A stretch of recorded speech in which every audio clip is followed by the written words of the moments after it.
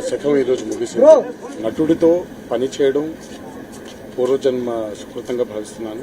ఈరోజు ఆయన లేకపోవడం తెలుగు ఫిల్మ్ ఇండస్ట్రీకి ఒక తీరని లోటు. వారి కుటుంబానికి నా సానుభూతులు. ఆయన ఎక్కడున్నా ఆయన చల్లని చూపు మనందరి మీద ఉండాలి అని ఆ భగవంతుడిని ప్రార్థిస్తున్నాను. యాక్టింగ్ ఇండస్ట్రీకి, నటనకి ఒక నిలువెత్తు రూపం కోటా శ్రీనివాసరావు గారు. ఒకళ్ళే కోటా శ్రీనివాసరావు గారు, ఇంకో కోటా శ్రీనివాసరావు గారు మళ్ళీ పుట్టరు, మళ్ళీ రారు.